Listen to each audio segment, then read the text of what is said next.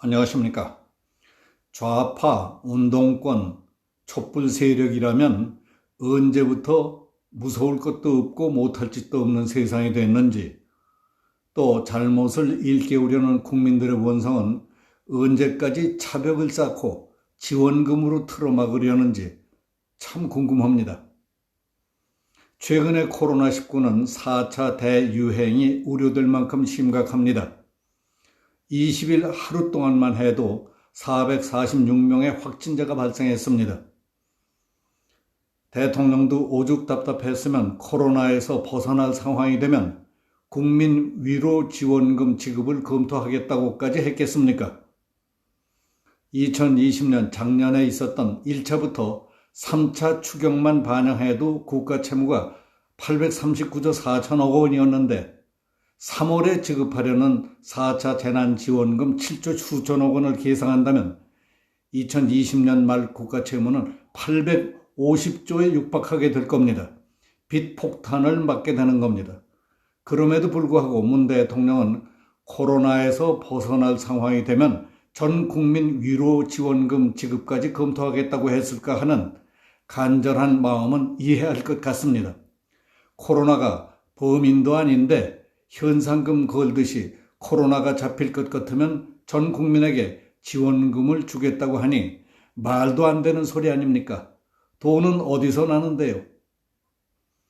어떻게 해서든지 코로나19를 막아내고 국가, 경제, 사회, 일상생활의 원상 회복시키려는 노력은 어느 나라나 다 마찬가지입니다. 미국을 비롯해서 프랑스, 이스라엘, 아프리카 등은 코로나 백신에 대한 신뢰를 높여 많은 사람들이 주사를 맞도록 하기 위해 국가 지도자들이 앞다투어 접종을 맞고 있다는 보도입니다. 아직 얀센 백신은 우리나라를 포함해서 다른 나라에서 긴급 사용 승인을 받지 않았지만은 남아프리카 공화국에서는 세계 최초로 얀센 백신 접종을 시작하면서 1호 접종자를 시릴 라마포사 대통령으로 선정해 지난 17일 공개 접종했습니다. 조 바이든 미국 대통령은 당선인 신분이었던 작년 12월 21일 델라웨어주의 크리스티나 케어 병원에서 화이자 백신을 접종했습니다. 그의 백신 접종은 방송과 인터넷으로 생중계됐습니다. 카멀라 해리스 미 부통령도 12월 29일 모더나 백신을 공개 접종했습니다. 세계에서 가장 빠른 백신 접종률을 보이는 이스라엘은 지난 1월 19일 베냐민 네타냐후 총리가 보건부 장관과 함께 텔라비브 인근 시바 메디컬 센터에서 파이자 백신을 접종했습니다. 네타냐후 총리가 이스라엘의 1호 접종자였습니다.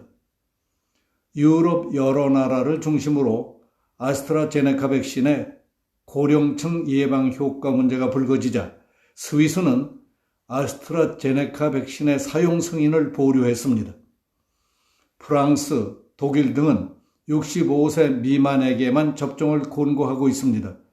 그리고 독일, 이태리, 오스트리아, 불가리아 등에서는 아스트라제네카 백신 접종을 거부하는 사례가 있습니다. 이 백신이 남아공 변이의 예방 효과가 떨어진다는 연구 결과가 나왔기 때문입니다. 그러자 올리비에 베랑 프랑스 보건부 장관이 지난 8일 아스트라제네카 백신을 공개 접종했습니다. 의사 출신인 베랑 장관은 프랑스 파리 인근에 있는 병원에서 이 백신을 접종했습니다. 우리나라도 유럽과 비슷합니다. 1차 접종 대상자 가운데 일부는 아스트라제네카 백신을 접종하지 않겠다고 거부하고 있는 움직임도 있습니다. 제1분기 3월까지 우리나라에 들어오는 백신 물량은 총 100만 명분으로 파이자 백신 6만 명분을 제외하면 아스트라제네카 백신이 94만 명분입니다. 방역당국이 유럽 각국의 사례 등을 고려해서 3월 말 아스트라제네카 백신의 미국 3상 결과가 나올 때까지 1차 접종 대상자 중 65세 이상은 이 백신 접종을 일단 미뤘습니다. 제롬 킴 국제백신연구소 사무총장은 조선일보와의 인터뷰에서 1956년 미국 로큰롤 스타 엘비스 프레슬리가 소아마비 백신을 맞은 뒤에 미국 내에 소아마비 백신 접종이 확 늘었다. 한국 정부도 정치인이나 한류 스타들이 백신을 맞는 모습을 보여주는 캠페인을 벌일 필요가 있다고 했습니다. 일부에서는 문재인 대통령이 아스트라제네카 백신을 접종해야 한다는 여론도 적지 않습니다. SNS에 떠도는 여론 가운데에는 대통령, 국회의장, 국무총리, 대법원장부터 맞은 뒤에 그 결과를 보고 맞겠다는 사람들도 많습니다. 정부는 전염병 확산을 막기 위해 설 연휴 때에는 5인 이상의 모임을 삼가라. 고향 부모 형제도 비대면으로 안부만 전해라.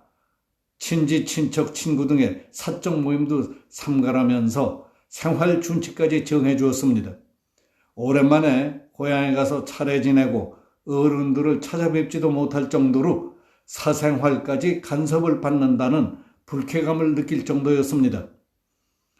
그런데 19일에 있었던 통일운동가 백기환 씨의 장례식은 서울대학병원에서 대학로, 종로를 거쳐 서울시 광장까지 경찰들이 쫙 깔려서 차량을 통제하고 500여 명이 운구차 행렬을 뒤따랐습니다. 연결식이 열린 서울광장에는 무대와 간이 의자까지 설치해놓고 광장 안팎에는 추모객 1000여 명이 몰려들었습니다. 거리를 둔 이도 있었지만은 다닥다닥 붙어 추모객 무리들도 많았던 겁니다. 방역 수칙은 의식조차 않는 것 같았습니다. 연결식이 열린 날 신규 코로나 확진자는 533명이었습니다.